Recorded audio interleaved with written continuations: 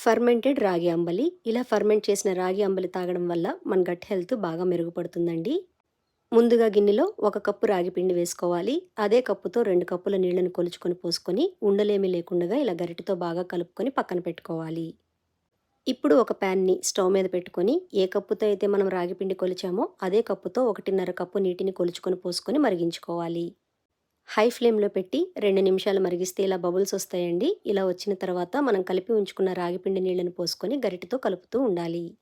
ఇప్పుడు మంటని స్లో ఫ్లేమ్‌లో పెట్టి గరిటెతో ఇలా కలుపుతూ ఉంటే 5 నిమిషాలకి ఇలా చక్కగా చిక్కబడిపోతుందండి. ఇప్పుడు స్టవ్ మీద నుండి దించేసి పూర్తిగా వేడి చల్లారనివ్వాలి.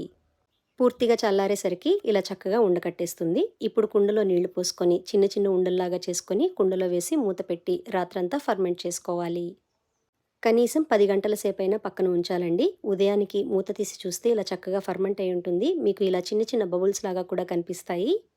ఇలా ఫర్మెంట్ చేసుకొని తాగడం వల్ల మన గట్ హెల్త్ బాగా మెరుగుపడుతుందండి. ఇప్పుడు ఒకసారి చేత్తో ఈ ఉండలన్నింటినీ మెత్తగా మెదిపేసుకోవాలి. ఇలా మెత్తగా మెదిపేసిన తర్వాత 2 గరిటెలు పెరుగు వేసుకోవాలి. నేను స్వచ్ఛమైన దేశీ ఆవు పాలతో తయారు చేసిన పెరుగు వేస్తున్నాను. మీరు ప్యాకెట్ పెరుగులు మాత్రం వాడుకోవద్దు. స్వయంగా మీరు ఇంట్లో తోడుపెట్టుకున్న పెరుగును మాత్రమే వాడుకోండి. ఇప్పుడు మీ రుచికి తగ్గ ఉప్పు, కొద్దిగా వేయించిన జీలకర్ర పొడి వేసి కవ్వంతో ఇలా బాగా చిలికేసి పైనుండి కొన్ని ఉల్లిపాయ, పచ్చిమిర్చి, కొత్తిమీర తరుగు వేసుకొని ఒకసారి గరిటెతో బాగా కలిపేస్తే సరిపోతుంది. ఇంతేనండి, చాలా సింపుల్‌గా ఎంతో కమ్మగా ఉండే రాగి అంబలి తయారైపోయింది.